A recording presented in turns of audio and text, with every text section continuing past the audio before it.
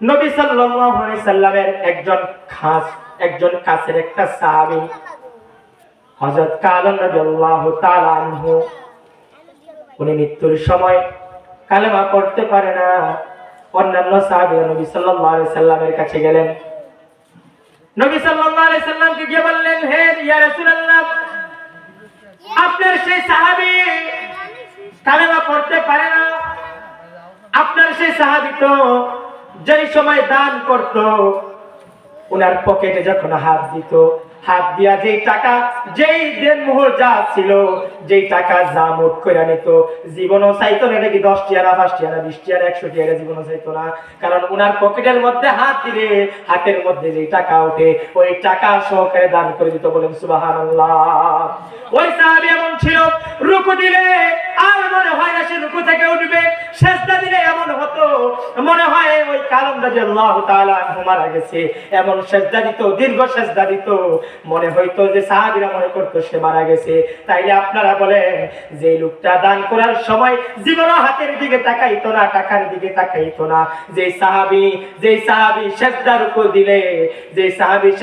দিলে কোনোদিন এত তাড়াতাড়ি করতো না। অন্যান্য সাহাবীরা বলতো সে মারা গেছে মনে হয়। তাইলে আপনারা বলেন, আপনার বিবেককে প্রশ্ন করেন, তাহলে কত বড় উনি সাহাবী ছিলেন। মৃত্যুর সময় কালেমা পড়তে পারে না।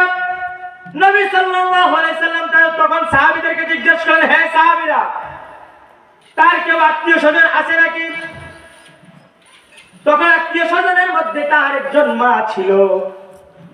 নবী সাল্লাল্লাহু আলাইহি সাল্লাম মায়ের কাছে গেলেন।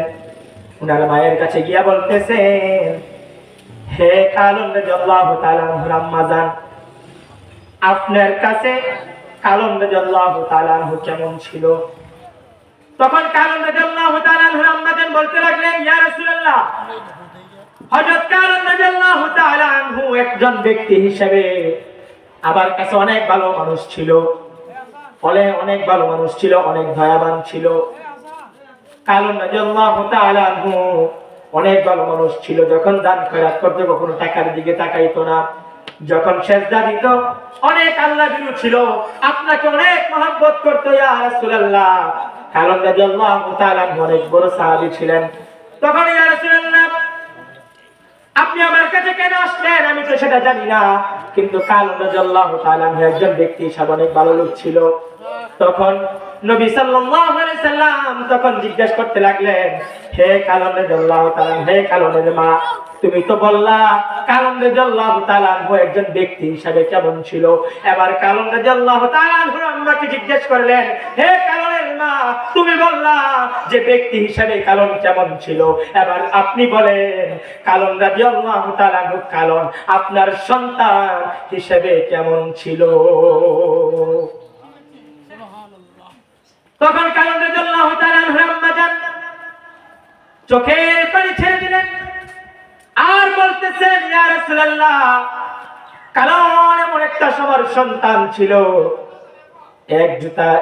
একটা জুতাও যদি কিনতো তাইলে আমাকে জিজ্ঞেস করতো, যে কোনো একটা পদক্ষেপ যদি নিত তাইলে আমাকে জিজ্ঞেস করতো। কিন্তু তারে যখন একটা বিয়ে করাইলাম কালো একটা মেয়ে দেখে, তার হয়তো পছন্দ হয় নাই, তারে আমি সুন্দরী মেয়ে করে বিয়ে করাই নাই, তারে আমি কালো দেখে একটা মেয়ে বিয়ে করাইছিলাম।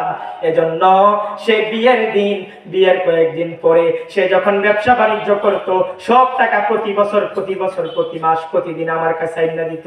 যখন তারে বিয়ে করাইলাম কালো দেখে, সে আমার সাথে রাগ করছে, সে আমার সাথে রাগ করে, সে আমার সাথে জিদ করে। সে যখন ব্যবসা বাণিজ্য যখন করে আসলো, রাতে যখন বাজারে ফিরলো, তখন ওই কালন আমার কাছে টাকা দেয় নাই, তখন দিছে তার বউয়ের কাছে। আল্লাহর কসম বলতেছি, ইয়া রাসূলুল্লাহ, আমার কোনো কষ্ট হয় নাই, আমি কোনো মন খারাপ করি নাই। কারণ সংসার যদি আমি মরার পর তার স্ত্রীর কাছে ওই সংসার যাবে, আমার কোনো সমস্যা হয় নাই, আমার কোনো বেশি মনে কষ্ট হয় নাই।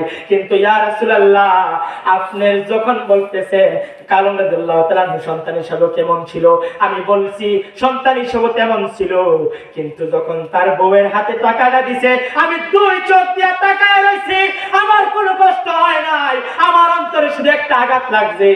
ওই আঘাত ছাড়া ওই কালন রাদিয়াল্লাহু তাআলা আমার সাথে কিছু করে নাই। ও নাগাইশের মুসলমান, ও ও দক্ষিণ নাগেশ্বর মুসলমান, কালাম রাদিয়াল্লাহু তাআলা কোনদিন মায়েকে কোনো হাত তুলে নাই। কালাম রাদিয়াল্লাহু তাআলা কখনো তার মাকে গালিগালাজ করে নাই। কালাম রাদিয়াল্লাহু তাআলা তার মাকে কখনো গালিগালাজ করে নাই, হাত তুলে নাই। শুধুমাত্র ব্যবসার টাকাটা প্রতিদিন মার কাছে দিত, শুধু আজকে না তার বউয়ের কাছে দিছে। মায়ের শুধু একটু কলিজার মধ্যে প্রাঘাত লাগছে গো। এত বড় সাহাবী ছিলেন, এত বড় সাহাবী ছিলেন, এত বড় সাহাবী ছিলেন, রাসূলের এত কাছের সাহাবী ছিলেন, তবুও সে কালেমা পড়তে পারে নাই, মৃত্যুর সময় কালেমা পড়তে নাই। কিন্তু আপনি মুসলমান, ও নাগাইশের মুসলমান, ও নাগাইশের মুসলমান, দক্ষিণ নাগাইশের মুসলমান, তোমরা শুনো, শুধু এতটুকুর জন্য যদি কালেমা না পড়তে পারে, তাইলে আপনি প্রতিদিন আপনার মাকে কষ্ট দিচ্ছেন, আপনার বাবাকে কষ্ট দিচ্ছেন, আপনার বাবার সাথে জুদা হয়ে গেছেন, জুদা আলাদা হয়ে গেছেন।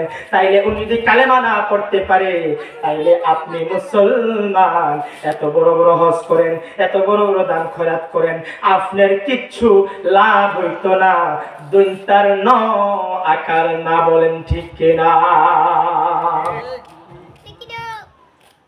নবী সাল্লাল্লাহু আলাইহি সাল্লাম ডাক দিয়ে বললেন, হে কারণের মা, আপনার সন্তান মুমূর্ষু অবস্থায় শুয়ে আছে, মৃত্যুর সময় কালেমা পড়তে পারে না। ও কারণের মা, আমার যে উম্মত হয়ে, আমি নবীর উম্মত হয়ে, আমি নবীর কোন উম্মত হয়ে, কোন উম্মত যদি মায়ের সাথে বেয়াদবি করে, মাকে যদি কষ্ট দেয়, আমি এই নবী, আমি এই মুহাম্মদ সাল্লাল্লাহু আলাইহি সাল্লাম, আমি ওই সন্তানকে, ওই অবাধ্য সন্তানকে তার ঘরের মধ্যে রাইখা ও করে পুরা এই কাঠ দিয়া পুরা বাড়িটা তারে আগুন দিয়া জ্বালাইয়া দিব। বলেন নাউজুবিল্লাহ। নবী সাল্লাল্লাহু আলাইহি সাল্লাম বললেন, আমি দুনিয়ায় বেঁচে থাকতে আমার উম্মত মা বাবার অবাধ্যতা করবে, মায়ের সাথে বেয়াদবি করবে, আমি থাকতে আমি ওই মানুষকে কোনো জান্নাত তো দূরের কথা, আমি এই দুনিয়ার মধ্যে জাহান্নাম তো পূর্বে পড়ে, কিন্তু আমি এই দুনিয়ায় থাকতে আমি ওই অবাধ্য সন্তানকে ঘরের মধ্যে রাইখা কাঠ মিস্ত্রি সবকিছু দিয়া আগুন লাগাইয়া ওই মানুষকে আমি জ্বালাইয়া দিব। বলেন নাউজুবিল্লাহ।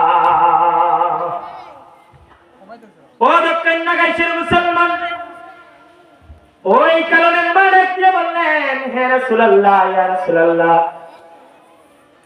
সন্তান যত বড়ই অনাচার করুক, অত্যাচার করুক, এটা শুধু আমি না, আমি কারণের মা নয়, সারা পৃথিবীর যদি মাও হয়, সন্তান যদি মাকে যদি আঘাত করে, হাত তুলে, যত বড় কষ্টদায়ক, যত বড় কষ্ট হোক না কেন, কিন্তু আপনারা যদি বলেন যে আপনার সন্তানকে আপনার সামনে আমি মারবো, আগুন দিয়ে পুরা তো দূরের কথা, ছটখানা দিব, এটা পারতো না, মায়ের কলিজা গিয়া লাগবো, তখন ওই কারণের মা তখন বলতেছে, ইয়া রাসূলুল্লাহ, আমি দুনিয়ায় বেঁচে থাকতে আমার সন্তানকে কাঠ দিয়ে আগুনের পুরানোর দরকার নাই।